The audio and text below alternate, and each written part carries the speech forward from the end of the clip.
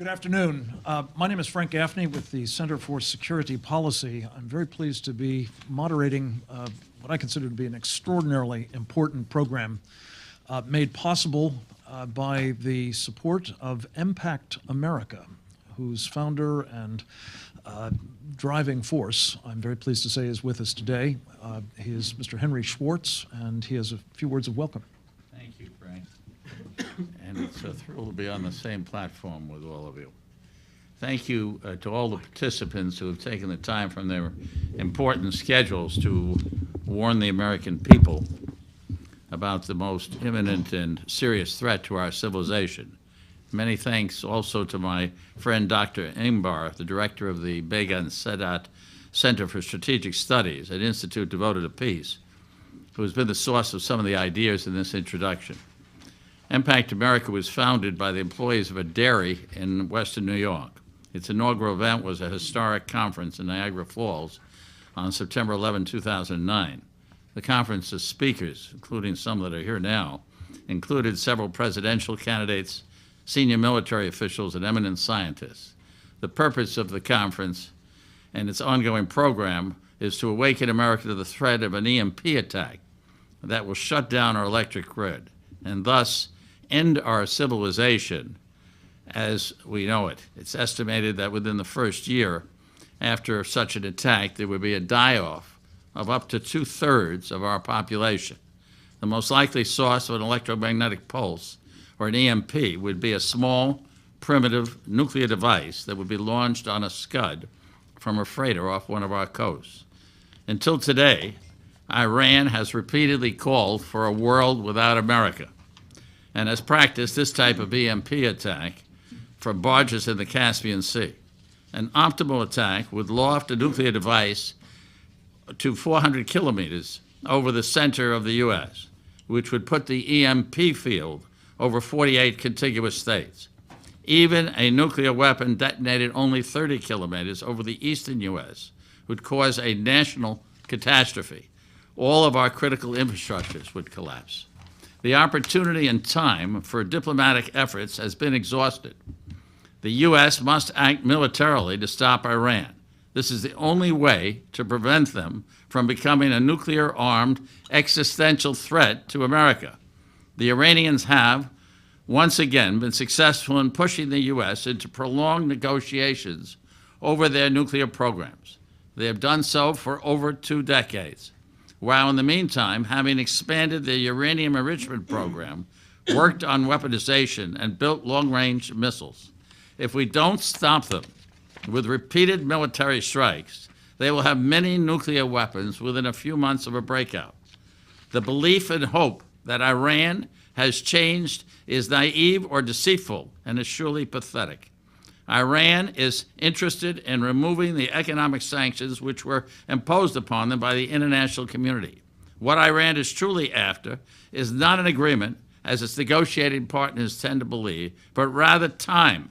Iran needs time, perhaps only months, to present the world with a fait accompli, a nuclear breakout capability, which means the infrastructure to assemble nuclear weapons within weeks or months.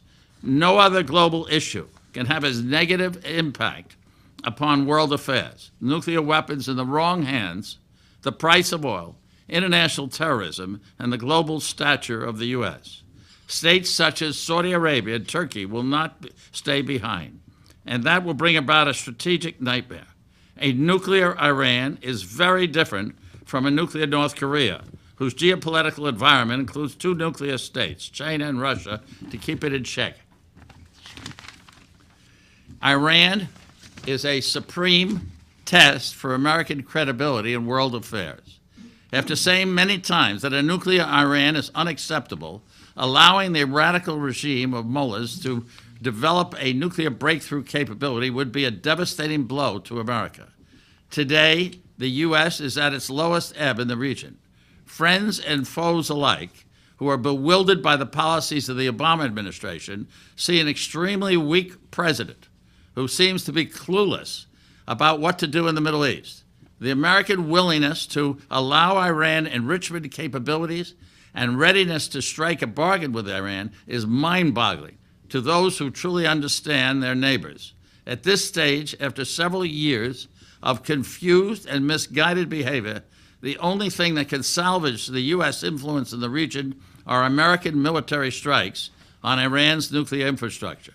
Without exception, Middle Eastern leaders have a power politics prism to international affairs and have little patience toward the liberal-inspired speeches of Obama, who has become the laughingstock among Middle Easterners. Therefore, the only thing that can win their respect is a muscular response by Washington. That's what American allies in the region need and want. They understand much better than Washington the current regional realities, the dangers of a nuclear Iran. Going along with the delaying tactics of Iran is dangerous and irresponsible. It's likely to lead to the Iranian goal of a world without America. The overriding responsibility of our government, and especially our president, is to protect the physical existence of our nation, all of its citizens, and the country itself. As disastrous as it appears, affordable health care will be for American people insignificant when compared to the horrendous consequences of allowing Iran to get the bomb. As good men and women of all persuasions are now rising up to protest about the health care fraud, we must demand of our president that he fulfill his oath of office and protect these United States. Thank you. Henry, thank you very much. We're very pleased to be joined for this program by several leading lights in the national security arena and more broadly in the practice of national security policy. I will introduce them in turn, but I wanted, if I may, to take a few moments to just put into a visual form some of the very important points that Henry Schwartz just made about the nature of the threat that we're facing. We here in the United States, as well as elsewhere around the world, it is imperative, I think, that we, as he's indicated, understand the context in which this conversation is taking place. Not simply on the eve of the latest round of negotiations aimed at producing some sort of deal with the Iranian regime, but also to understand what is going to materialize when that nuclear capability is achieved, with or without the deal, by the Iranian regime. I believe we've got the capacity to show you some slides here. Let me see if I can make this work. Where do I point this at? Right there. If you could hit the first slide. There we go. Okay. Henry's used this term. Let me introduce where it comes from in a moment. Next slide. These are, I believe, the goals of the Iranian regime. They've been oft stated. They couldn't be more clear about their purpose. To establish what they call Sharia, the doctrine of totalitarian supremacist Islam. Not all Muslims embrace it, but the Iranian regime certainly does. They envision it being applied under Shia Islam, not the Sunni stripe. To wipe the little Satan, Israel, off the map, and to defeat the great Satan, namely the United States of America. Next slide. This is a banner that was recently seen in the streets of Tehran, as it has been for decades.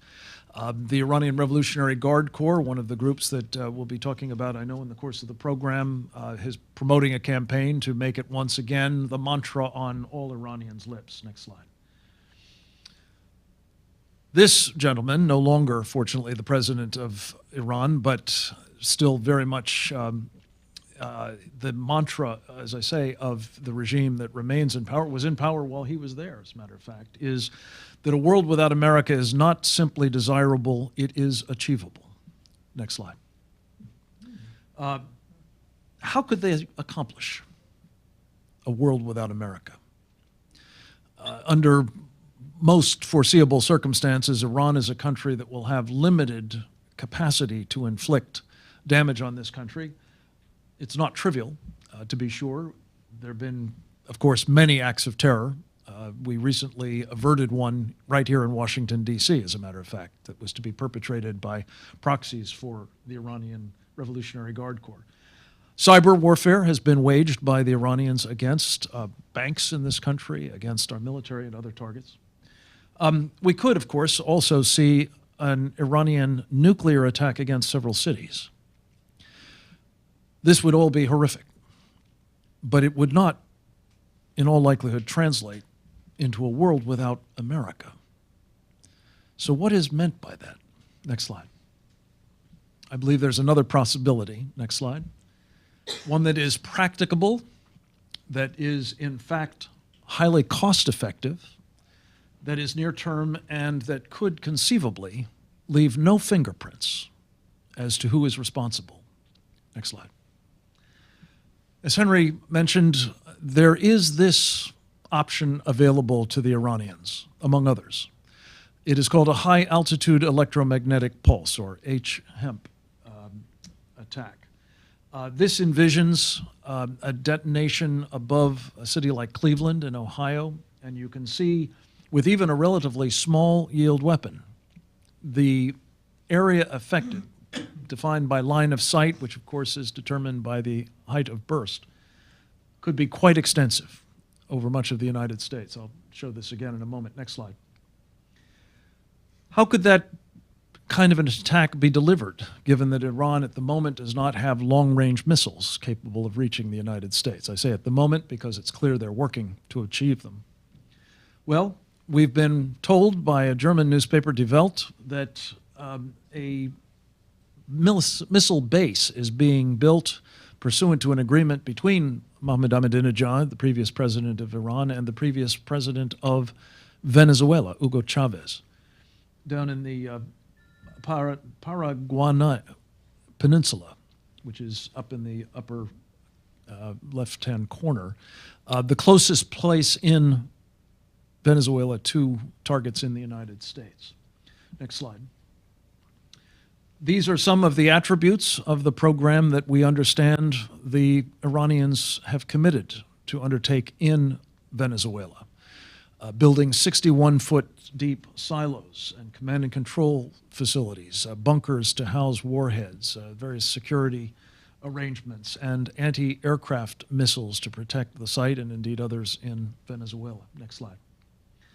This is an interesting quote from the Die Welt report in May of 2011. According to the secret agreement between the two countries, Venezuela pledged to Iran that it will be able to strike its enemies from the joint missile base. Iran is attempting to boost its strategy in Cuba during, in a manner similar to the Soviet strategy in Cuba, during the 1960s. In other words, the parallel that this conference is aiming to address, in part, is there a danger from our own hemisphere, akin to that roughly 51 years ago, John F. Kennedy contended with as the then Soviet Union sought to use a base in Cuba, in the United States, against this country. Next slide. Henry mentioned that we have, in fact, another possibility. Not a base in this hemisphere, but the use of floating platforms, the so-called Scud in a tub threat. On the left, you see a Scud missile on a transporter erector launcher. On the right, you see an artist's rendering of one in a container-looking package with the transporter erector launcher in the firing position.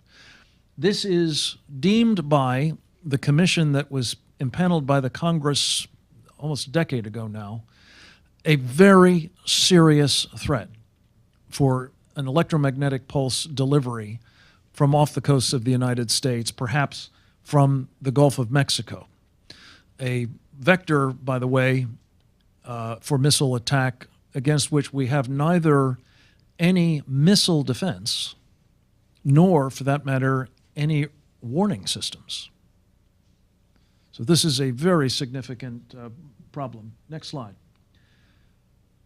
If you think this is possibly hyperbole, think about this. The vessel in the upper left photograph was intercepted transiting from Cuba through the Panama Canal. It was a North Korean flag vessel called the Cheonggang. This is back in July of this year. Under 10,000 tons of sugar, they found 2 of the missiles in the upper right, fully ready to go surface-to-air missiles known as SA-2s, an old Soviet but very effective surface-to-air missile that, if equipped with a nuclear weapon, and these were not, could have performed roughly the kind of attack that Henry was alluding to and that I've described here. Could that have been a dress rehearsal? Could it have been the kind of threat that in the future we will face and against which we are very ill prepared? Next slide. Well, because of the cooperation between the North Koreans and the Iranians, I would argue that that is a distinct possibility. As you'll see here, North Korea has tested nuclear weapons. They have tested missiles of the type that the Iranians would want for this purpose, as have the Iranians for that matter, off of ships in the case of the Iranians. They've also orbited a satellite, and I'll show you in the next slide where that orbit has gone, that could be used in an EMP strike. And they've collaborated closely with Iran on, as I say, nuclear arms and missiles. Next slide.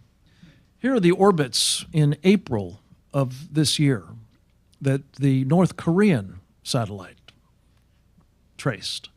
As you'll see, they fly both at roughly the altitude and over the kinds of areas of the United States that earlier diagram showed might create devastating effects on the ground if an EMP were used.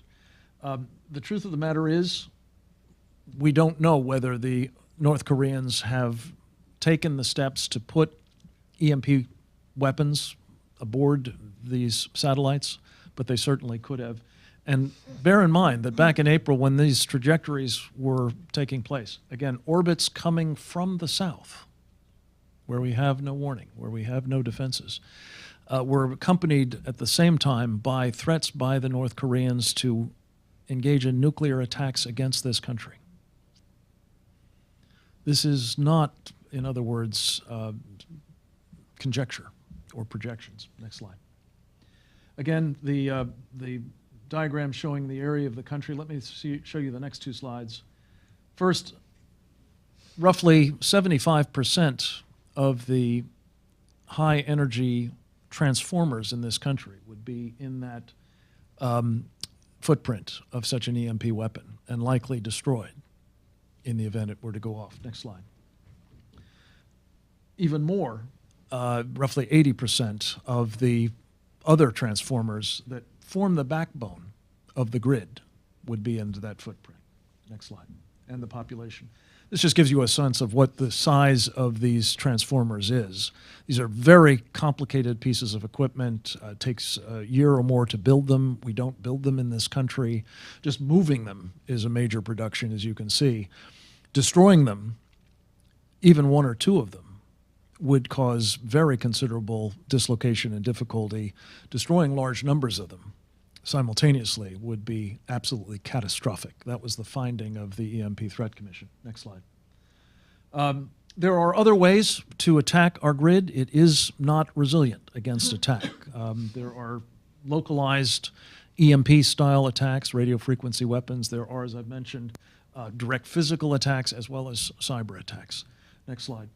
The cyber attack scenario was modeled in a recent 2-hour film that National Geographic produced, and I encourage you to take a look at it if you haven't seen it. It simply simulated what would happen to this country if the power went off and stayed off for 10 days. If it goes down and stays down, that will look like a day at the beach, and it was not a pretty picture. Next slide. As I mentioned, this is not a matter of conjecture. 5 different federal studies, including the EMP Threat Commission of the Congress, have confirmed that these sorts of threats to the grid are very real. Our enemies are very well aware of our vulnerabilities in this area. Next slide. We've put together a coalition working with EMPact America and others to try to take corrective action, and we look forward to working with all of you and the American people, as well as their elected representatives, to try to ensure that this threat from Iran does not emerge. To discuss that threat, to discuss the nature of the regime that brings it to us, and to discuss what we must do about it. I'm very pleased to introduce five of our, four, plus myself, five speakers this afternoon. The way we're going to work this is we're going to hear in a sort of conversational setting from two of them, former Ambassador John Bolton and former Assistant Vice Chief of Staff of the Air Force, Lieutenant General Tom McInerney. And then we will open it up and have our two other speakers, Mort Klein of the Zionist Organization of America and Claire Lopez of currently the Center for Security Policy, join in the conversation as well. Let me start by a more fulsome introduction to John Bolton. He really doesn't need it. He is as much of a celebrity in the national security space as anybody I know, thanks to his extraordinary service to our country in a number of different capacities, including most recently as the U.S. Ambassador to the United Nations. He is currently a senior fellow of the American Enterprise Institute. He's a contributor to Fox News. You see him there quite regularly, I'm very happy to say. He serves on a number of other boards and in other capacities as well, including two very new and very much welcome initiatives, John Bolton PAC and John Bolton Super PAC. Easy to remember, as they say. He is the author of a marvelous memoir of his time in government, Surrender is Not an Option. Very much the motif of this program, I think. Next, we'll be engaging with Lieutenant General Tom McInerney. As I mentioned, he served in uniform for 35 years in the United States Air Force in a number of capacities, including as a combat pilot and commander, ultimately rising to the rank of Lieutenant General and Assistant Vice Chief of Staff of the Air Force. He is the founder of Government Reform Through Technology, a consulting firm that works with high-tech companies now. He also contributes mightily and regularly to Fox News coverage of these issues, and it's great to have him with us as well. He co-authored with another much admired military officer, Major General Paul Vallely, a book called Endgame, a blueprint for victory on the war, in the war on terror. Again, a leitmotif for today's program. Gentlemen, let me start by asking you to reflect, if you would, before we get to the deal that is now in the works with Iran, to talk a little bit about, particularly against the backdrop of what we've just seen, your assessment of the nature of the Iranian regime. Maybe I could start with you, John. We've been told that with Hassan Rouhani taking the helm, that we've got somebody we can do business with. Is that your judgment, or is it smoke and mirrors? Well, smoke and mirrors is the polite way to put it. Hassan Rouhani himself has a long record. I think most significantly for present purposes, 10 years ago, he was Iran's chief nuclear negotiator. I watched him very close up at that point as he negotiated with the Europeans, basically played them like violins, buying time for Iran to overcome key scientific and technological difficulties in their nuclear weapons program. He was able to string the Europeans along until those problems were resolved, at which point Iran went back to full-scale work on the program. And I'm sure he's going to play the same song again. But against the more fundamental point, this regime came to power in 1979, and very shortly thereafter began the pursuit of nuclear weapons and delivery systems in a very aggressive way. It is a regime that began as a radical Islamicist response in the Shia vein to the modernization program of the Shah in Iran. It remains ideologically committed to the destruction of its opponents.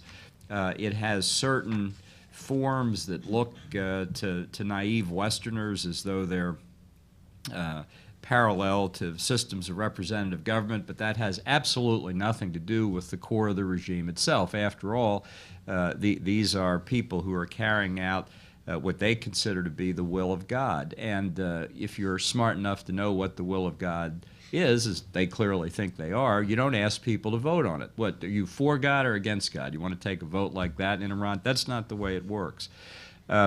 The theological nature of the regime has not changed in 30-plus years since they took power. What has changed, and what makes it worse, what makes it more dangerous, is that in addition to the theocratic level of command, the Iranian Revolutionary Guards Corps over time has become more and more powerful. Its military capabilities have been increased, its economic power has increased, so that once was a theocracy has now become equivalent to a fascist theocracy. And it's hard to imagine a more toxic kind of regime for us to face, especially considering that it's the IRGC that has control over key aspects of the nuclear weapons program and the ballistic missile program, which is not intended to launch weather or communication satellites. It's intended to be a supplier of delivery vehicles for the nuclear weapons. Now, this regime has been after nuclear weapons for close to 3 decades. It has never wavered once in pursuing that objective. It has tried different public relations strategies, and it's trying one now. The difference between moderates and hardliners in this regime is that the hardliners wanted to rub it in our face, whereas the moderates have enough PR savvy to know that we're gullible enough that if they just stop talking about the world without the United States, there are people in our government who would immediately believe them and who would be open to the kind of negotiation we see ourselves in. So the notion that Hassan Rouhani's election as president represents any fundamental change in Iran's nuclear strategy is a bad mistake. And the best way to describe it is that perhaps he's as influential as being the number 2 person in the regime under the Ayatollah Khamenei. Maybe that's fair, in which case, you should look at him as sort of Iran's Joe Biden. And when you think of it that way, watching President Obama chase Hassan Rouhani around New York at the opening of the General Assembly in September was more than an embarrassment. It was a strategic mistake because Iran correctly read Obama's efforts, first for the photo opportunity and then to have even a telephone conversation, as signaling weakness in the American position, as signaling a desperation to reach some kind of cosmetic deal with Iran on the nuclear weapons program. And I think the mullahs in Tehran read Obama's signal exactly right, and they have spent almost 2 months now since that encounter doing their best to exploit it and to maximize the favorability of the terms of the deal they're about to sign for Iran. So, so far from representing any change of direction, I think it simply represents a smarter approach from Iran's point of view, into which trap we have fallen. Smoke and mirrors, you're right, is probably charitable, especially when the principal perpetrator at the moment, Hassan Rouhani, is actually on record, even actually on video, bragging about having perpetrated this kind of fraud against us in the past. General McInerney, let me ask you about just staying with this theme of what we're up against.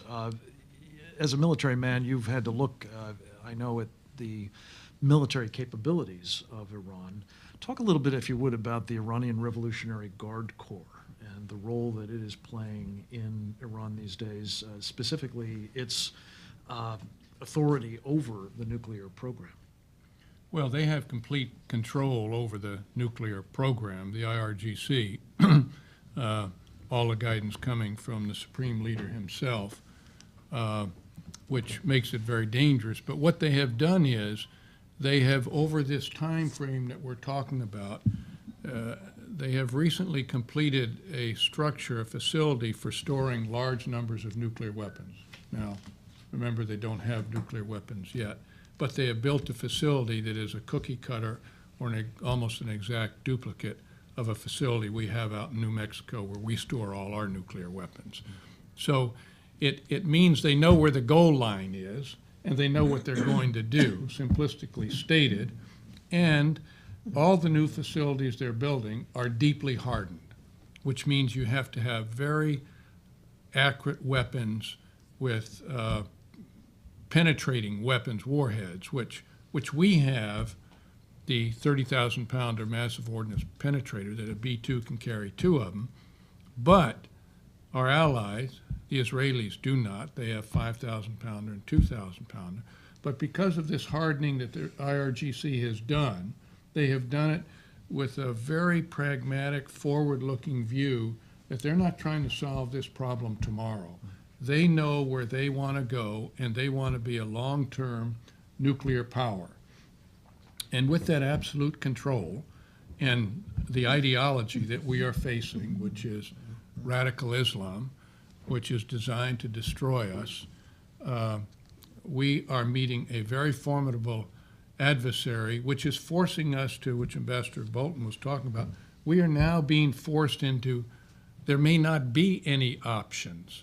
The option that the president is trying to grab on Thursday in Geneva is purely Neville Chamberlain, 1938 in Munich, or 37, whenever it was. I mean, we are giving away everything if we compromise, and all that's being led and fostered by the IRGC. So I think it is probably the most perilous time we have faced in America's history since the 1938-39 timeframe. We can all say, and I grew up and lived in that and completed a career against a very formidable Soviet Union, but they were reasonable. They had seen the destruction of their society. These people, believing that the 12th Imam will come out of a well, the Mahdi, in Qom, and then there'll be the end of the world and civilization and the world will become Islamic, is an ideology, and they believe that.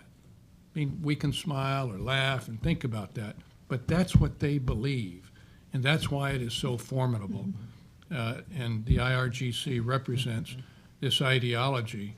And what concerns me most is we are in a period of almost unilateral disarmament in the U.S. military. People don't really understand how dangerous it is and what a formidable threat we are facing. And now with the political leadership that not only is it the IRGC, but we are giving an ally, Egypt, that took us 50 years ago up to present, who is the most important ally we have in the Middle East. We are about to give them to Russia. And so when you add all these factors up, and you have, because the IRGC is like the Nazi Party, the stormtroopers, the SSS. They're ruthless. They control it. They have a terrorist group, the Quds Force, and all that. So that's what we're facing. It is very dangerous, and frankly, the American public is not aware of it. One of the pieces that you've touched on that maybe we just spend a minute developing further is this 12er ideology. It's my understanding that the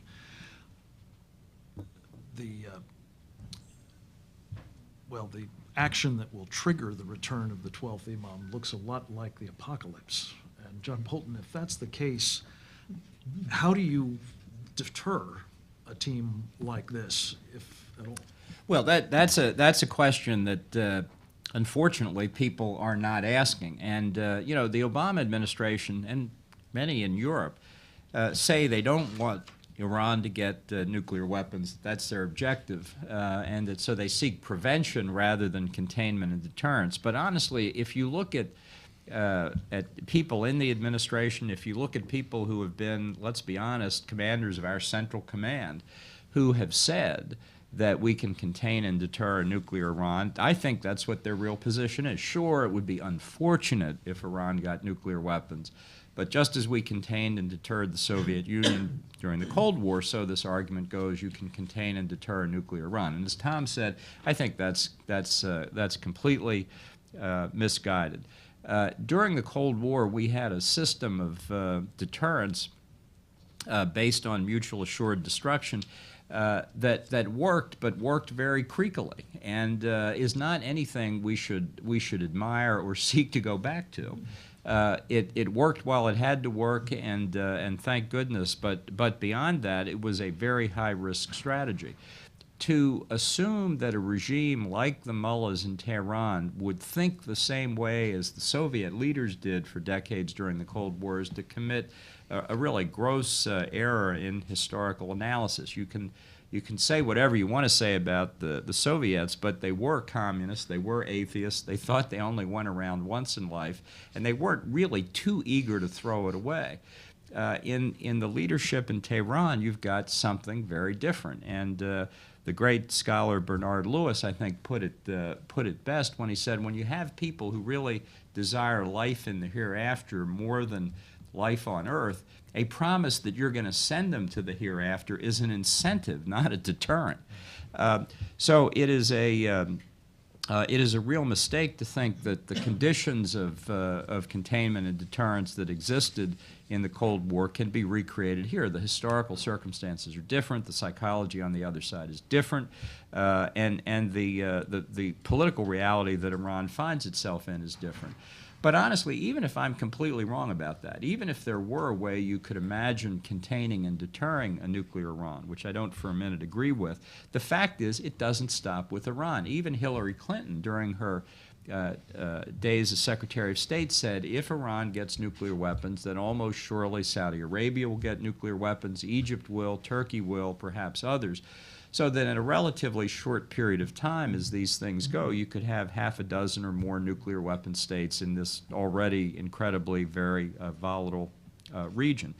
The Iranians want nuclear weapons for a range of reasons, none of which are susceptible to negotiation. They want it because they think it's a trump card for regime survival for themselves, because it is an ace in the millennium-plus struggle for dominance within Islam. It is a key factor for their position vis-a-vis the Arab states in the Middle East, and it makes them a world player when they have a deliverable nuclear weapons capability. There's simply no basis on that historical record to think that there's any prospect of any inducement that we could give them to give that up. And although the sanctions have caused them pain, not even the Obama administration has actually contended that the sanctions have in any way impaired the nuclear weapons program. So the negotiations that we're in now, the likely deal that we're going to see the administration sign, simply don't address the fundamental reasons why Iran seeks nuclear weapons and why those reasons remain valid, deal or no deal. I want to come back in a moment to the negotiations now underway and others that may have been going on for some time. But before I do, Tom, just to come back to you on the point that you made at the end of your remarks, namely that we are witnessing a hollowing out of the United States military. Former Secretary of Defense Donald Rumsfeld was fond of saying, and I think, John, you've used this line too, that weakness is provocative. Knowing what you do about the IRGC, knowing what you know about this regime, for that matter, do you regard what they're witnessing? John spoke earlier of the signals Obama is sending being read properly by these guys, as likely to conduce to the acquisition of the kind of threat more broadly of nuclear capabilities against this country, but specifically of an EMP-style attack? Well, by the way, that was an excellent briefing that you gave. And I just want to, before I answer that question, endorse what John said about the strategy of preventing them from getting nuclear weapons or deterring them once they have them.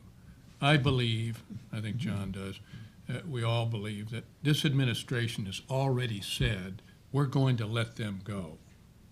Because when I talk to people in the Pentagon, everything, if you said that was going to be it, all those actions that are taken are being taken. Now, the administration keeps saying they're going to stop, it's a red line and that, but they have, within the key people, said that they're going to try to deter this threat, which we just discussed. They believe it's going to be the end of time when the Mahdi comes out of the well. So that's not a deterrence. That's a different strategy. Now, getting back on your particular point. I think that the EMP is a maybe the first or second course of action when the IRGC is planning an attack that, and by the way, I don't think it will have fingerprints. And that's what everybody is worried, because we can deter fingerprints. The dual phenomenology, a missile comes out. We can do all those things we did so well in the Cold War and still do today. It will be an EMP or two, because I think it'll be more than one. It'll be 2 weapons across the United States, if that's their course of action. And they'll probably launch 4 to get 2. And so that is a very high probability. Now, the only thing that might counter that from a military point of view is it doesn't kill enough Americans quick enough. And the other course of action is 5 or 10 nuclear weapons going off in U.S. cities that just go off. Just follow me through this. We're sitting here, and all of a sudden it comes up that 5 nuclear weapons have gone off in U.S. cities. They just went off. No missiles came in or anything. Turns out it's a Ryder truck, and some chap says Allahu Akbar and squeezes the trigger in front of 400 North Capitol. Hopefully John and I will not be at Fox News that day. And it happens. Now, I did a study in the Pentagon back in the 2005 timeframe on that with Secretary Jim Schlesinger and other people on how you deter that threat. But that's the second course of action. It will be either one of the two. That's what Ahmadinejad meant when he said, soon there'll be a world without the United States and the little Satan. That's what he meant. It will be one of those kind of attacks. Now, unfortunately, all the things we have done to deter this behavior and to deter this thinking are the wrong things. And what we're really faced with right now is Putin, the supreme leader, Khamenei, they believe that they have an empty suit in the White House today, and they are moving with the utmost speed. Last week, the Russian defense minister and foreign minister are in Cairo. They are moving with the utmost speed to take advantage. What's going on in Syria? We have now given Syria back to the Russians and to the Iranians. And so you see that everything that's going on is moving with a concerted speed, which I believe the Russians and the Iranians are taking advantage of it, as well as others. And that's the great danger that leads us to this 1937-38 time frame where peace in our time.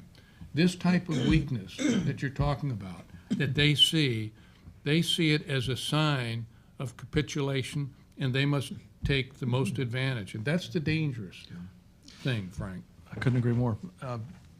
One thing that kind of brings these two comments together is you mentioned Egypt, and Tom, you talked about it being sort of turned over to the Russians. One of the weapon systems that is apparently on offer to the Egyptians from the Russians are SS-25 intercontinental range ballistic missiles. And if indeed proliferation begins to metastasize through this region, it's anybody's guess where those are going to be pointed in the future. John, let me come back to you on the negotiations, because on the one hand, you've spent a lot of time, obviously, in and around the negotiations with the Iranians over the years. You've taken full measure of the kind of people that we're dealing with. You've made the distinction between them and the Russians on ideological and other grounds as negotiating partners or deterrent adversaries. how does this negotiation in the next 24, 48 hours or so play out in your view? And do you credit reports that we've seen out of Israel, I guess, recently, that Valerie Jarrett, the consigliere to the president, who's largely hidden from public view but apparently quite influential, has been engaged for some time, maybe even a year, in secret, sub rosa negotiations with the Iranians that have already cooked this up, quite apart from whatever comes at the bilateral or multilateral for this week. Well, I mean, who knows? I think the State Department is quite capable on its own of giving the store away, and I think is doing it because the administration understands that if the terms of this so-called interim agreement were ever really evaluated with even a minimal amount of scrutiny, it couldn't stand up. So their motivation, I think, is that the Obama administration fears the risk of an Israeli strike against Iran's nuclear weapons program more than they fear Iran with nuclear weapons. So the idea of being able to cut a deal, even an interim deal, where they can say there's a diplomatic process underway, it helps them put pressure on Israel not to take military action, which they've applied in the first 4.5 years of this administration, would now apply with even greater force. It seems to me to be what's motivating them in terms of speed. Whether they can make it this Thursday or Friday, we don't know for sure. They certainly tried 10 days ago to the point where they humiliated John Kerry by calling him to Geneva with the full expectation they would sign a deal, only to see it blocked at the last minute by France, of all countries. But I think they've now made enough concessions that they'll find their way through it. But it really calls into question the whole point. What are we negotiating for? What's the objective here? Why are we doing this? And I think that fundamentally the whole concept of negotiation with this regime in Iran is fundamentally flawed. You negotiate with somebody where you have enough common interest that you can find a way to bridge differences. The difference we have with the regime in Iran is irreconcilable. They want nuclear weapons, and we don't want them to have nuclear weapons. Now, there's no way to compromise that, no way that's acceptable to us. What is the compromise? That they can have a small number of nuclear weapons? Obviously not, because given the difficulties of verification, any nuclear program, and that includes what we've apparently already conceded, basically gives Iran the whip hand, and one that they will exploit. Now, the last administration defense is, but this is just an interim deal. It's only temporary to buy more time for negotiation. There are two things wrong with that. One, if you knew you were in place A and wanted to get to place D, then you could say that places B and C were interim steps. You could understand why you can't do everything at once. That's not what this is about. We're going from A to interim place B. We don't know what the end state is, whether it's D or E or Q or Z. This isn't interim to anything. This is an effort to create a diplomatic process that will prevent Israel from taking military action, number one. And number two, the whole concept of interim being something that's not fixed and concrete that can be changed just simply doesn't apply in the context of international negotiations like that. Steps that look interim have a way of becoming frozen, and points beyond which you can never negotiate again. And in this case, the absolute most serious point is that apparently we will concede that Iran can continue to enrich uranium to reactor-grade levels. Once we've conceded that point, we have taken a position weaker than 10 years of European negotiations with Iran, which insisted that all uranium enrichment activities had to cease, and a position weaker than multiple resolutions of the UN Security Council, which have insisted on the same thing. So the Obama administration position, to be clear, is weaker than the UN Security Council. And having conceded that key point on enrichment, which anyone will tell you is the long pole in the tent on a nuclear weapons program, we have legitimized Iran's nuclear efforts. We've said that they can continue even though they've been lying about their pursuit of nuclear weapons for 20 years, and we are in effect guaranteeing that Iran can move to weaponization at a time entirely of their choosing and advantage. And that is a diplomatic debacle for the United States. Well, and a security threat on top of that, of course. Tom McInerney, lastly, let me just ask you, knowing again, as a military man, the nature of the Iranian order of battle, if you will, should sanctions be eased, let alone essentially move into a kind of irreversible unraveling, what would you expect would be the upshot in terms of new technologies, military as well as dual use, migrating to Iran? And to what extent do you expect that that might further shorten the length of time it will take Iran to bring this kind of nuclear capability, EMP or otherwise, to bear? Well, I think they're already there, Frank. And they can produce 5 to 7 weapons if they want. They may already have, they may already have done that. We don't know it. The big thing they're trying to do, as John is talking about, is they need that money. They need those resources. That's why they're making this big play. You've got a desperate administration. So this train has already left the station, sad to say. Do we have the military capability today to do something about it? Yes, we do. Yes, we do. Do the Israelis have that capability? It's questionable. Do they have the punch that they need to do it? And if it should be done, then we must do it. I'm afraid we've backed ourselves into such a position, and we all know this administration is not going to do anything militarily. Absolutely not. So fundamentally, the IRGC knows this. The Supreme Leader knows this. Rouhani knows this. So they've moved out. No matter what happens this Thursday, this weekend, on whether the French save us from a negotiation, they've moved out. They just want those resources. They need that for their economy and to pull the pressure off. So the worst mistake we can do is to give them an agreement and come back and say, peace in our time. That is the very worst thing we can do. It just escalates the problem. I think from the presentations you've heard so far, they are going to get nuclear weapons unless we do something. And unfortunately, Prime Minister Netanyahu is faced with that position. And whether it's a weapon or 2 weapons over the U.S., EMPs, 5 or 10 nuclear weapons U.S., they're going to get it simultaneously. And so it meets their desire to wipe Israel from the face of the earth. And that's why it's such a very dangerous position we're in. And the question is, yes, we could do it today. 3 years from now, I don't think we're going to have that military capability that we could do this. Especially if they continue in the meantime to with sequestration. beaver away, harden, and bury. Let me open this up now to our 2 respondents. I think I'll start with you, if I may, Claire Lopez.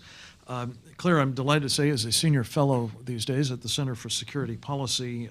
She has been a career operations officer with the Central Intelligence Agency, has served in any number of capacities subsequent to leaving government service, including now as a member of the Congressional Task Force on National and Homeland Security, an advisory group that helps the Congress understand, among other things, the EMP threat.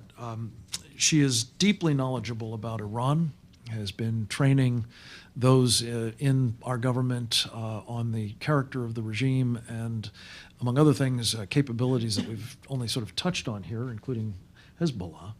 And Claire, comment on what you've heard, any changes to the record you would like to make, or additions to the comments that we've had advanced so nicely by John and Tom. Well, thank you very much, Frank. The comments from Ambassador Bolton and General McInerney, of course, are very comprehensive. I wouldn't change any of it. But what I might do is add just a little bit to the overall understanding of why Iran is driving so hard for a nuclear weapons capability. And you heard Ambassador Bolton talk about this when he gave his first statement. It is not just to wipe out Israel, the little Satan, the Shaitan Kuchek, or the United States. But I think that we also have to take into account what is happening in the Middle East and the Islamic world, with the Middle East as its heart. And that is right now an internecine, intra-Islamic, lethal struggle for power and position in the Middle East. Partly perhaps because Iran feels itself a rising power on the cusp of a deliverable nuclear weapons capability, but also because of the regime, the nature of the regime, as you heard described by these others, and its leadership, aside from the supreme leader Ali Khamenei and the mullahs, but the IRGC, the militarized nature of that regime.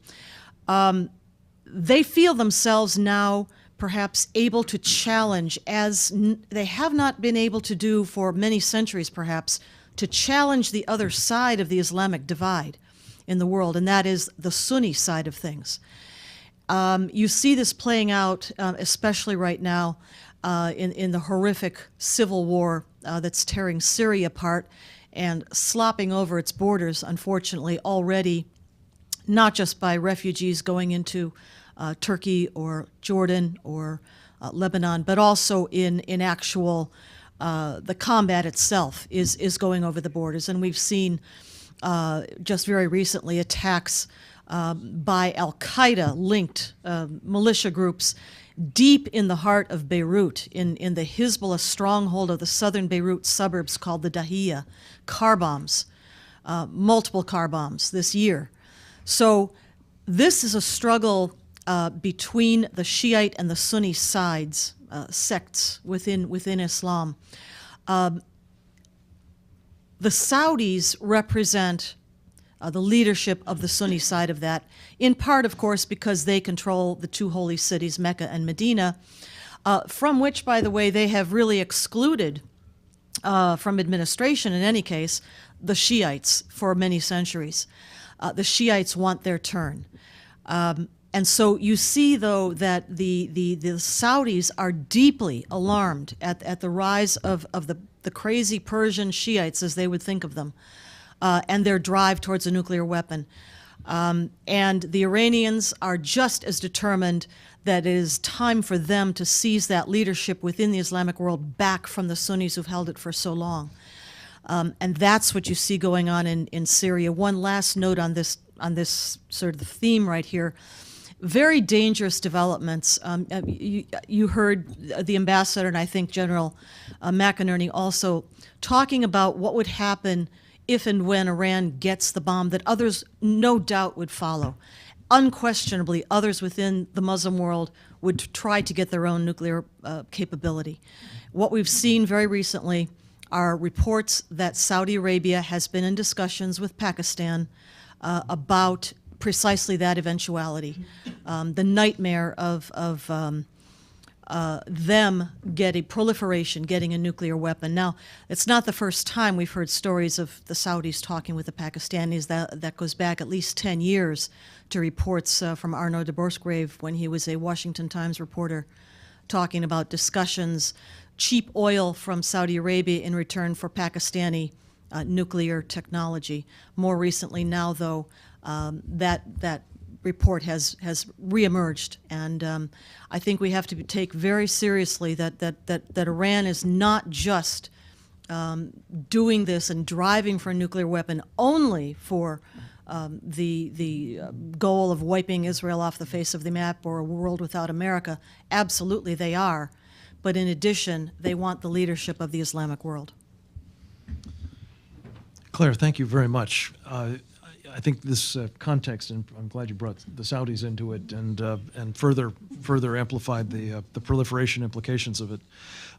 Next, our last respondent will be Mort Klein. Mort is a very prominent fixture in these national security debates as president of the Zionist Organization of America. He brings a perspective as well as a deep learning on how these kinds of challenges, these threats to our country affect both the United States and one of its most important allies in the world, arguably the most important ally at the moment, the State of Israel.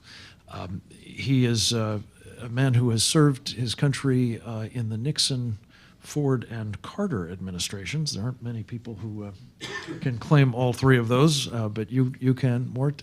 He has been a good friend for many years, and it's a pleasure to have him with us. Mort, your thoughts on what you've heard and any other comments you'd like to add?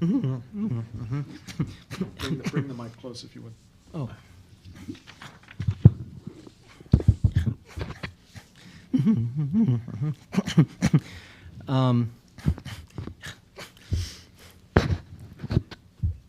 President Obama has said on many, many occasions, even recently, that he will never, ever allow Iran to get nuclear weapons. Tragically, that is about as true as his now well-known statement that if you like your health care plan, you can keep your health care plan, saying that a small anti-Muslim video caused the terrorist attacks in Benghazi, and making red lines on Syria, after which we will very strongly assert ourselves in Syria. And there's many more. So I'm afraid this president is not to be believed on those issues we now know, and not on Iran either. Among the reasons it is clear that he is not at all serious about stopping Iran from getting nuclear weapons. One, when the first sanctions bill was to be introduced 5 years ago, with over 400 members of the House and maybe 90 members of the Senate, President Obama told Howard Berman, then chairman of House Foreign Relations, not to bring it to a vote for over a year. He wouldn't allow a vote on sanctions for over a year. In those sanctions and in future sanctions, he tried to delay votes. He tried to weaken the sanctions. He created exemptions for Russia, China, Japan, and many European countries so that sanctions are not nearly as powerful as they would otherwise have been. And now he's calling for no new sanctions, claiming that's the only way to get Iran to do the right thing. Well, if they're not doing the right thing with these sanctions in place, why will they do the right thing if we weaken sanctions or not have any new sanctions? In addition, who did he appoint for as Secretary of Defense? Secretary Hagel, who for the decade before he was appointed Secretary of Defense, constantly made speeches and wrote about the fact that we should have no economic or military measures taken against Iran. At his very hearing, he talked about America has a policy of containment to allow Iran to get nuclear weapons until an aide ran over to him and whispered in his ear, no, no, no, the policy is not containment, it's to prevent it. He said, oh, I'm sorry, it's to prevent it, it's not containment. And Hillary Clinton has also made public statements when she was Secretary of State alluding to containment, which strongly implies that in their private conversations, Hillary Clinton and Hagel with the president, they must have been talking about containment or they wouldn't be saying this intentionally or unintentionally publicly. He's also never created any red lines, not that they would matter when it comes to Iran. He appointed Tom Pickering to be the head of the Iran project, a man who has repeatedly, to this minute, saying that there should be no covert action against Iran, no sanctions against Iran, and no military actions against Iran. That's who he appoints as the head of the Iran project. And his top associates, Joe Biden, General Dempsey, has publicly warned Israel not to take military action against Iran. And one of his close advisors, Zbigniew Brzezinski, has actually publicly said, if Israel launches planes against Iran, we, the United States, should shoot them down, said one of Obama's close friends and advisors, making it clear where Obama's coming from. He's totally ignoring the ICBM program, Intercontinental Ballistic Missile Program, which our own intelligence agencies have said they're working on very vigorously, and by 2015, they will be able to reach the United States of America with potentially a nuclear payload. But 2015 ignores this. The U.S. House has actually passed an authorization bill to provide funds to set up missile defense sites on the East Coast to defend against these ICBMs which could hit America. And as Frank pointed out, they could, of course, not even need ICBMs if they're able to bring ships close to America or be in countries close to America to hit America even now. And with respect to Saudi Arabia, by the way, Saudi Arabia is petrified that Iran is interested in hitting their oil fields, taking them over, and controlling most of the world's oil, which of course will have energy prices skyrocketing. And finally, this president ignores the fact, negotiating with Iran, even though the supreme leader, Ayatollah Khamenei, has said recently, anywhere there's an Islamic anti-U.S. movement, we, Iran, will support it. The U.S. is an enemy who smiles. They're oppressive and untrustworthy. 3 weeks ago, there were rallies of hundreds of thousands of Iranians screaming death to America, burning U.S. flags, and singing 2 new death to U.S. songs were unveiled at this rally. This is a few weeks ago. Ignoring all this, acting as if this is some moderate Rouhani who was a key planner in the Argentina bombing, where 85 people, mostly Jews, were murdered, and the Khobar Towers bombing, where 19 Americans were murdered, and he's just ignored all of this. So I think it's quite clear, for whatever reasons one can try to discern, he is interested and not concerned about Iran attaining nuclear weapons. His policy is containment, and why this is so, it's for you to guess. I can have my own opinions. I won't go into it.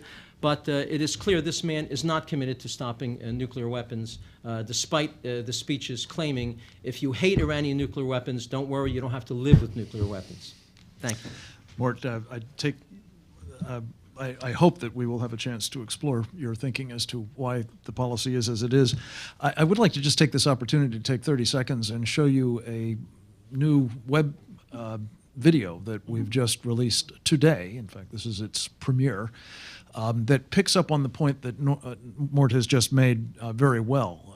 The question about the reliability of President Obama when he makes representations, and the implications if it's not simply our health care that is being evidently fraudulently misrepresented, but the threat to all of us, potentially of an existential character, as a result of an Iranian nuclear capability. Let's roll the tape if we can. Can we afford to leave national security to a president accused of fraud and repeatedly lying to the American public? You want your plan, you keep your plan, is just the beginning. We're talking about serial fraud on multiple levels. Now he's rushing to make a deal to leave Iran with nuclear weapons that Israel warns will make the world more dangerous and unstable. After what he did to healthcare, America cannot risk the same Obama train wreck on national security. Well, we thank you. We hope that this will get some attention, and it will be, in fact, the first of a number of such clips that we believe are needed now to further document and rouse the American people to the problem that Mort's just described, which is that we're getting serial fraud with respect to national security as well. With that, I want to thank everyone for their presentations and very thoughtful comments, and open it up to questions from the audience. I have a few of my own, which I may pose, but if you would like to pose a question, please identify yourself, wait for the microphone, and we will invite you to get a response from one of our speakers. If not, John Bolton, let me come back to you, if I may.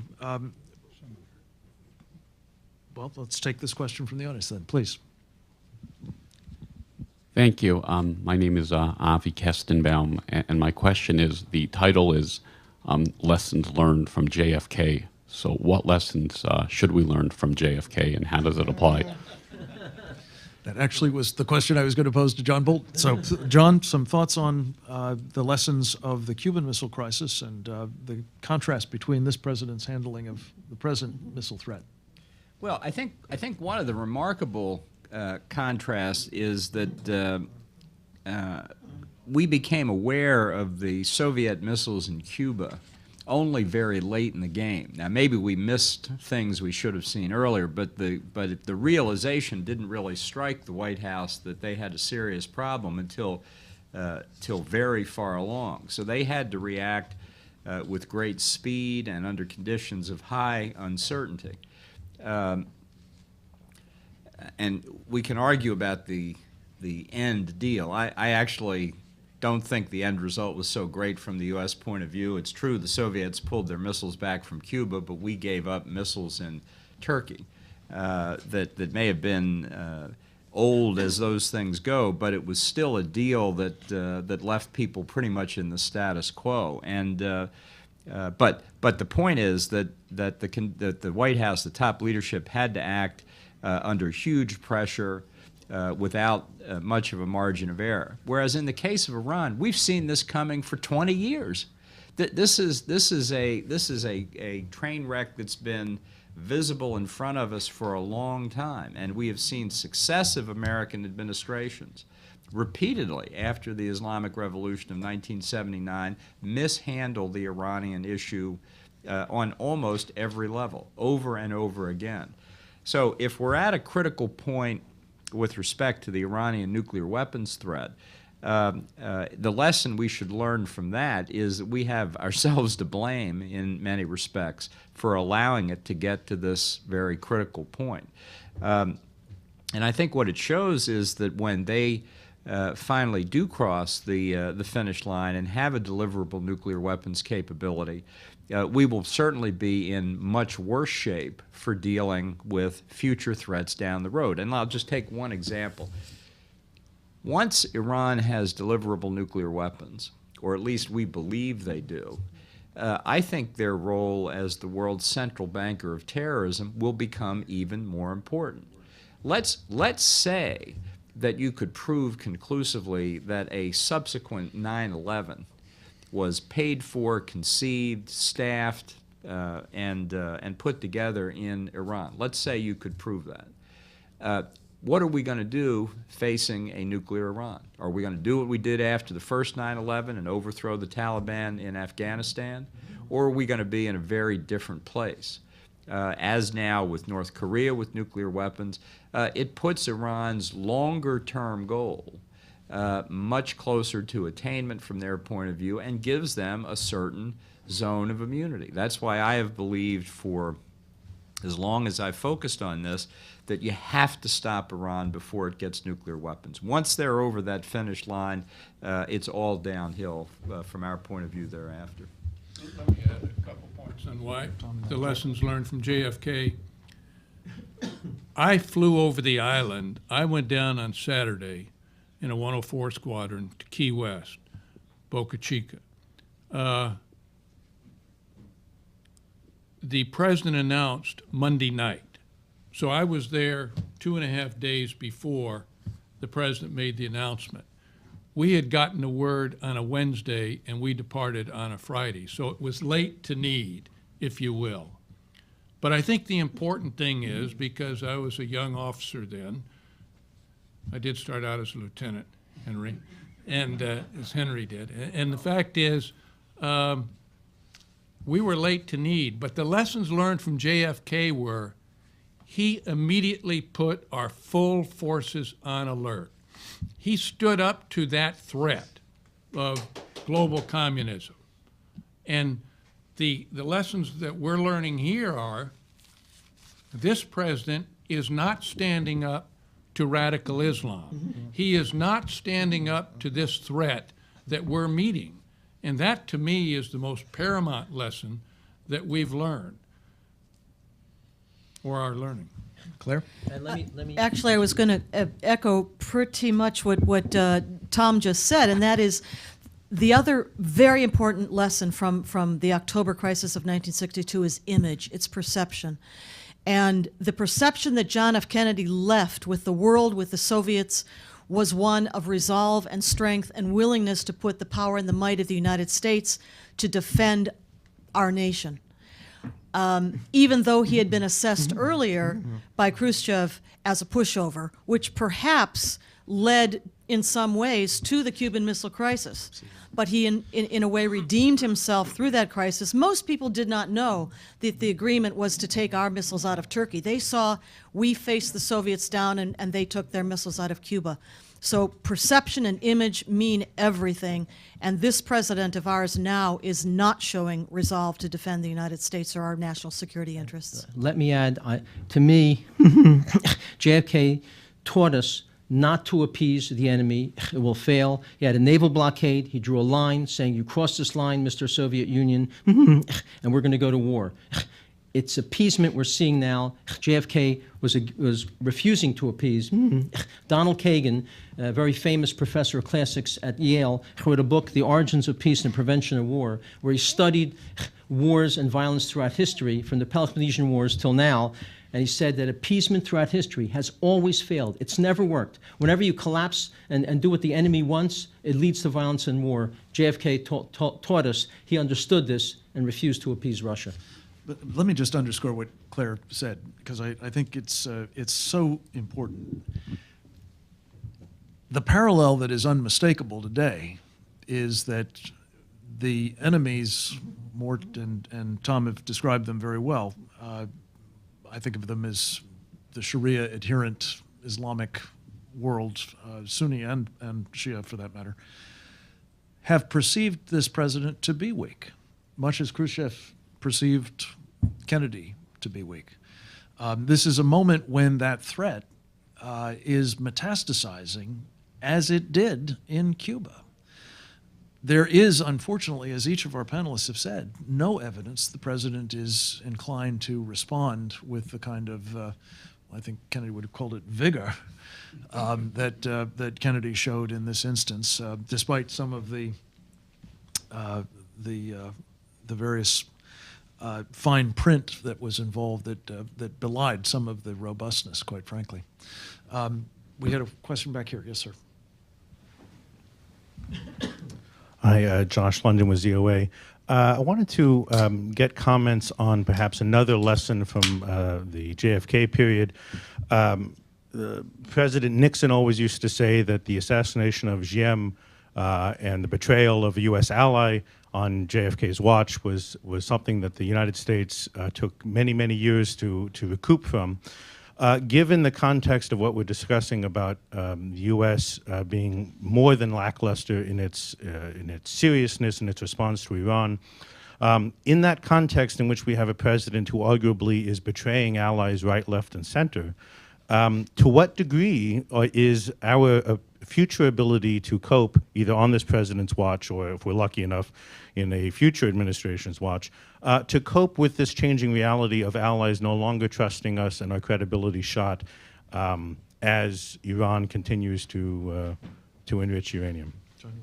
Yeah, no, I think it's a very serious point, because it's not simply mishandling adversaries, it's mishandling allies as well. We've done a wretched job around the world of alliance management.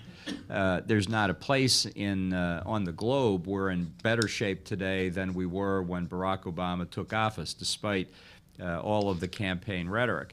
And I think in the Middle East in particular, we have scared our friends because of the way we've mishandled not just Iran, but how we've mishandled the travails of some of our allies. And I think the case of Mubarak in Egypt is particularly important for many of the rulers of the Arab monarchies in particular. I'm not saying we necessarily could have saved Mubarak, or that we should have or could have expended a lot of effort to do it. But what we did wrong was wavering in public repeatedly over what our position was. I counted 4 separate Obama administration positions in a 30-day period over what we wanted the outcome in Egypt to be. And if we were not able to exercise influence, what we should have done was simply remain silent and talked privately to the military in particular that we've supplied so heavily in the years since the Camp David agreement. Because what we've ended up, and you can see, and it's played out now for 2.5 years, there's nobody in Egypt who trusts us anymore. Many of the people believe we were supporting the Muslim Brotherhood. They don't trust us, of course. The military doesn't trust us. The people in the streets don't trust us. We've alienated everybody. What kind of policy is that? But beyond Egypt, our friends looked at what we did to Mubarak and said, if that's the way the United States treats an ally that upheld the Camp David peace accord despite significant domestic opposition in Egypt, who went to war with the United States to oust Saddam Hussein from Kuwait, if that's how the United States treats Mubarak when his time of trouble arises, what are they going to do when our time of trouble arises? And I think it's a fact of life in international affairs that loyalty is a virtue. Mubarak was loyal to the United States, not without problems, but loyal, and we repaid him basically by throwing him under the bus. And that's a signal to other friends that when it gets inconvenient for the United States to support an ally, the ally gets inconvenient. That's not a way to build alliances. I have a 9-word depiction of what I consider to be the Obama doctrine, which picks up on John's point that it's been to embolden our enemies, to undermine our friends, and diminish our country. And that does not leave the country safer. Mort, can I just ask you to pick up on that point? You've been obviously very closely following over many years the U.S.-Israeli relationship.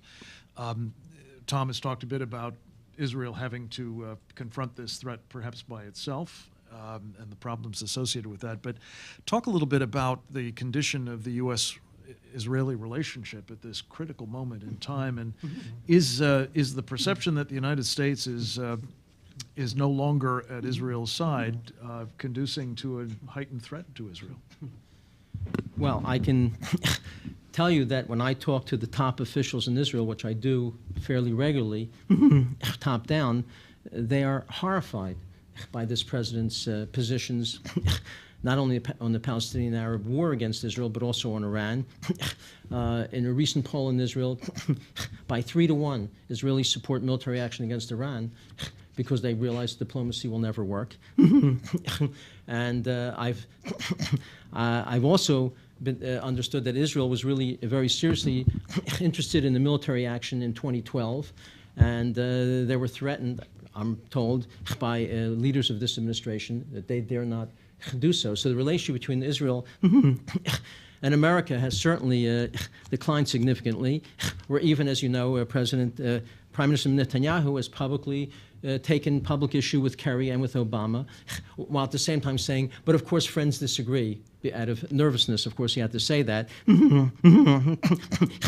I must add, if I may, with Ambassador Bolton's remarks, not only did America ultimately say Mubarak must go, when the Iranians were rioting in the streets to get rid of Ahmadinejad, Obama said, this is an internal matter, it's not our business. So he refused to do anything against a real enemy, Iran, but urged that an ally of ours be eliminated, and even alluded to the fact that we must understand that the Muslim Brotherhood should be part of any possible new administration. And I'll tell you, when America has for years now said that we will stop Iran from getting nuclear weapons, said it time and time again, as we all know, if in fact the day comes when it's clear that they do have nuclear weapons, that'll be a horrific stain on American credibility and influence around the world. Let me just add, I think this is very important. Again, a lesson from JFK. That time frame in my life, I was in Berlin when the wall came up in '62 and prepared to fly missions down the Berlin corridor if the Russians blocked it. I then went to the Cuban Missile Crisis in October. I then went to Vietnam the following April. Now, this president, JFK, was presented with some very challenging times. And I think you alluded to it, Frank, because he showed weakness, or at least in Vienna, that Khrushchev thought he was weak, and so he was going to take advantage of him. But he had resolve.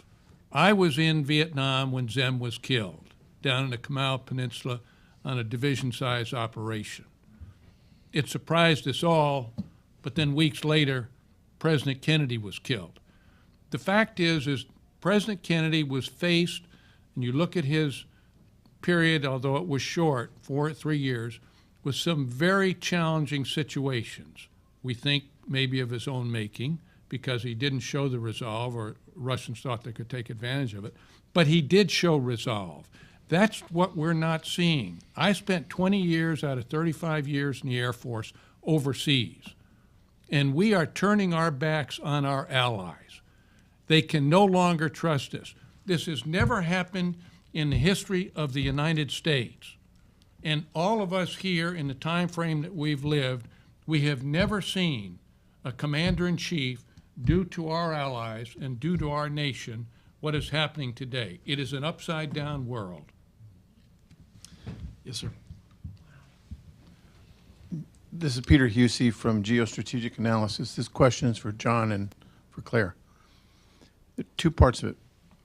A Pulitzer Prize-winning book from a Washington Post reporter says the reason Iran, we got the mullahs, was because of a coup in 1953. And Claire, I want you to answer that, because that's never discussed as you have talked to me about it. It wasn't a coup. But it's kind of like what Ron Paul said about 9/11 on one of the debates in the Republican primaries. He said, well, Osama bin Laden said you had troops in Saudi Arabia, and that's why he attacked us. If you hadn't had troops in Saudi Arabia, no problem. The second issue, John, I want you to address, and it's part of the global zero narrative, which is, John, Ted Turner said it when asked, should Iran have nuclear weapons? And he said, the United States has thousands of nuclear weapons. Why can't Iran have a couple hundred? The corollary of that is, if we have zero, then they go to zero. Could you address those two issues? Okay, sure. Well, Peter, thank you. As you mentioned, the events in Iran of 1953 are very often misrepresented. What you had in that year in Iran was a very populist president or prime minister by the name of Mossadegh, who in his public policy was edging ever closer to the Soviet Union, to Stalin, and within Iran, the rise of the Today Communist Party was giving a lot of people concerns that Iran was moving into, or closer to at least, the orbit of the Soviet Union in the beginning, the depths, really, of the Cold War. And so when Mossadegh nationalized the oil industry in Iran, he basically seized property and infrastructure that belonged and had been built by others, the United Kingdom, the Brits, as well as the United States, and the oil companies that were there, without proper recompense, without proper procedure before seizing them. So those two things combined really rang alarm bells. Then what happened is that Mossadegh, suspended the Constitution. Iran at the time was under the 1906 Constitution, which was a constitution that created a constitutional monarchy with a parliament, with a prime minister, but a constitutional monarchy in which the Shah, the king, was the head of government. He suspended that constitution. Then he ruled by edict for 6 months and then another 6 months, purely by edict, constitution suspended. At the end of which time, the country was in chaos. Thousands and hundreds of thousands of Iranians were in the street protesting. And eventually there was a coup against the Shah, who then fled the country. It's at this point that the United States and Britain stepped in. Kermit Roosevelt, with the CIA at that time, grandson of Theodore Roosevelt, our former president, led the United States side. He and his colleagues on the British side came in, reversed things, turned things around, brought Iran back to its own constitution, really, allowed the Shah to return to the country to assume his role as constitutional monarch, reestablished the constitution, and under Article 46 of that 1906 Iranian constitution, it says very clearly that the prerogative to name, to appoint, and to fire the prime minister sits with the Shah, and only the Shah. So when he returned to the country, the constitution is restored. He fired Mossadegh, replaced him with a new appointee, and Iran was restored to its constitution. That's what most people really don't understand, and the story is twisted endlessly, in large part thanks to a very sophisticated and capable Iranian intelligence service. On nuclear zero, you know, this is a movement that's misguided in almost every respect, and particularly based on the notion that a declining American nuclear capability will lead the world toward greater peace and security. The fact is, the United States has to make its own decision what its nuclear force level ought to be based on its assessment of the threats that we face and what we need to protect ourselves. And international public opinion is very interesting and so on, but it doesn't detract from the need to do the threat analysis and have a force necessary to protect us. The notion that that as the U.S. nuclear umbrella deteriorates, the world will be a more peaceful place is exactly the opposite of reality, as is the concept that an America heading toward nuclear zero will induce others to go to nuclear zero as well. In fact, it will have the exact opposite effect. As we go down, others will go up, because the relative value of even a small nuclear force at that point becomes at the margin considerably greater from our perspective. And it is indeed, at this point, I think what we should be concerned about primarily is the rise of nuclear states with small numbers of nuclear weapons. That's why George W. Bush wanted national missile defense, not to be the shield against a massive first strike by Russia, but to protect Americans from threats by people who are using nuclear weapons essentially as weapons of terror, not as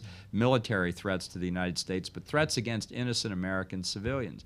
And I think that threat will increase if we headed down lower and lower toward this hypothetical nuclear zero. So, you know, it's a case of people with good intentions and who park their judgment somewhere on the way to the press conference. We're not, let me just say, we're not worried about France and England having nuclear weapons. They're rational, reasonable regimes. The reason we're upset about Iran is they're an extremist, warmongering regime that publicly is threatening to destroy the United States, Israel, and other countries. That's why we're against their having weapons. Linwood Bragan, Capstan Council for Policy and Ethics. I was wondering, in a two-part question, General McInerney, what are some active measures, drawing off what Ambassador Bolton was speaking of, missile defense-wise, that we can either place in the oceans or Gulf of Mexico, on land, continentally in the U.S. or elsewhere, active measures to defend against some type of missile strike? And then secondarily, what are some passive measures that we might be able to do? And how extensive are the costs of these things? Because we've now, through Obamacare and TARP bailouts and things, we've punctured the $1 trillion level of everything's $1 trillion. That's nothing. So are these things tremendously expensive, or do we actually have the technology and the abilities to do it if we had the will to do so? Yeah. Tom, can I just add to that question, if I may? This is, I presume you're talking about EMP as a particular threat. Speak, if you would, a bit as a man with long experience with the nuclear forces of the United States military, the efforts that have been taken successfully to protect them against these sorts of dangers, and how that relates to protecting the civilian society, as you say. Well, first of all, on the EMP, Frank wrote a week ago, I think it was, an excellent article in the Washington Times on this particular issue. And then I was privileged to have dinner with him the other night, in which he had an excellent discussion on. It would cost us, I think you said, Frank, $4 billion for the utility, $2 billion for the utility companies to harden their facilities to eliminate this problem that he talked about in front. I mean, $2 billion is sergeant's money in this government. And why we have not moved out on that, it just absolutely amazes me. Now, let's get to the next part of the question. I believe that Iran, North Korea, and now Pakistan are what I would call Category 1 nations. They're involved with terrorism, and they're developing or they have nuclear weapons. And so I would put them in a special category. And let's remember, radical Islamists or terrorists live in geographical locations. And I would tell them, through a third party, Ambassador Bolton knows how to do that very well, that if one nuclear weapon goes off in the United States, they will get our full nuclear retaliatory capability. And by the way, we may make a mistake, but if we see that you are helping, like Iran, quit enriching uranium, turn all their uranium over to a third party, these type of initiatives that they are compliant, or in the case of maybe Pakistan or North Korea, turn their nuclear weapons over, then they won't do that. I would put a boomer in the Indian Ocean. We already have them in the Pacific, and maybe bombers in Diego or something that are not armed, and that our JCS goes through exercises in the case that an EMP weapon goes off or a nuclear weapon goes off in the United States. Those are our first targets. Now, here I'm saying this in public, but I'll say this, that if the New York, and I wouldn't tell anybody, New York Times reports it, and all we do as we did in the Cold War is say we neither confirm or deny our responses, in this particular case, against nuclear terrorism. And that doesn't cost us much. We take the actions that Frank has outlined, but we also must take, in that article he had, of modernizing our nuclear forces. And we are, I think Frank used the term, we are atrophying these forces through rust. They're decaying, and we cannot do that. We must modify this force structure. Claire, may I just ask you to say something on a related subject, if you would, please, because one of the things that I know you've been specializing on is the threat from Hezbollah, another arm of the Iranian IRGC, and the threat that exists here. Most of us are not aware that it is a present danger, not someplace else in the Middle East and elsewhere.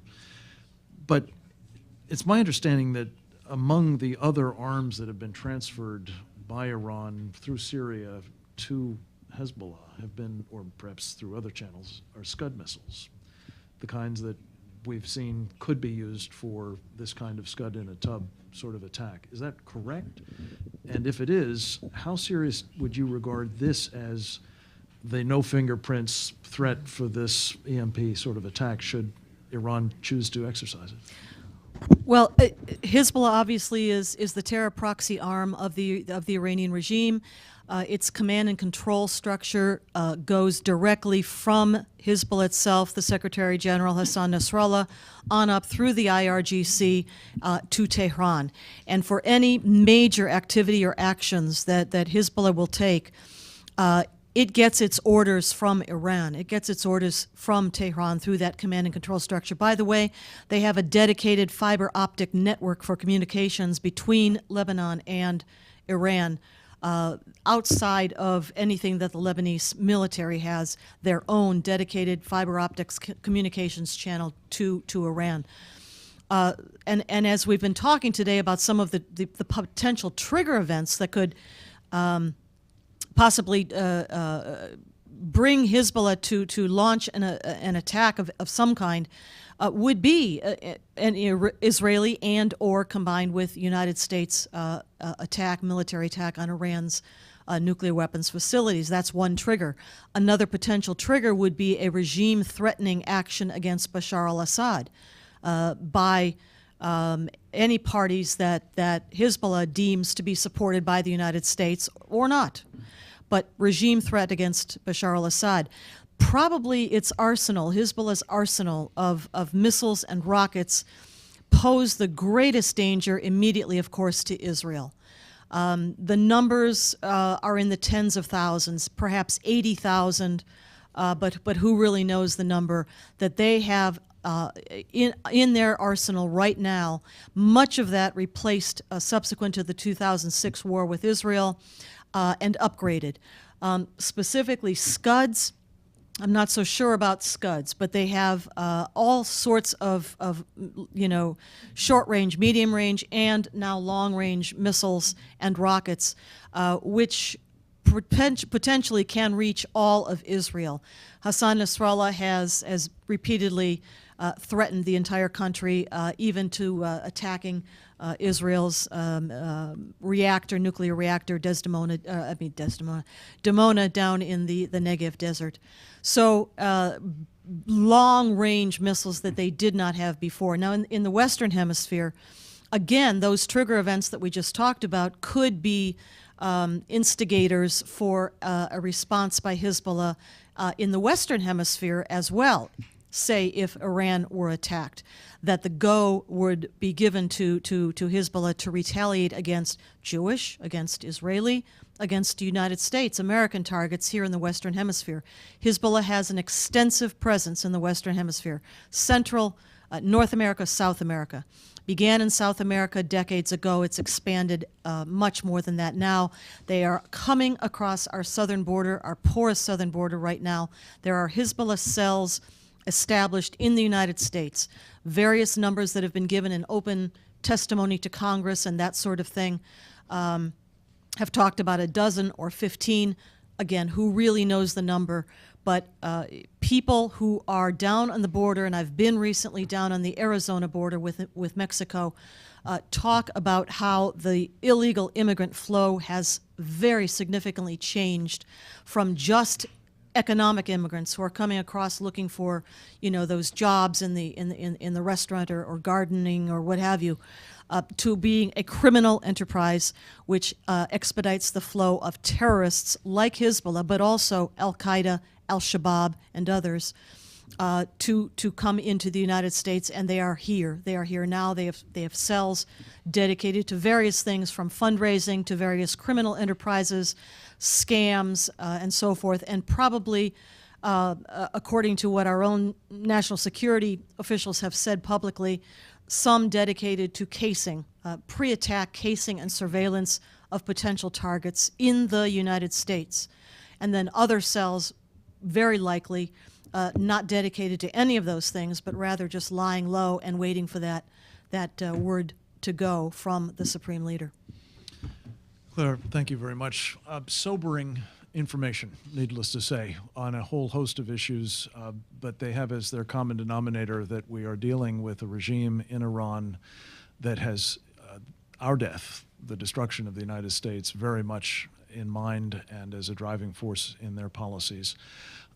We ignore the fact that they are pursuing the ability to execute those designs at our extreme peril. Our purpose here today has been to try to shed light on how great that peril is and how risky it is to believe that we can somehow make the problem go away through the sorts of deals that seem to be now in the offing and the kind of fraudulent claims that are being made on behalf of them. I want to thank our speakers, Ambassador John Bolton, Lieutenant General Tom McInerney, Claire Lopez, and of course Mort Klein, as well as EMPact America for making this presentation possible. I want to thank all of you for attending and say a special word. Please check out, if you'd like more information about the EMP piece of this threat, the terrific website that EMPact America has, empactamerica.org. With that, we're adjourned. Thank you very much for coming.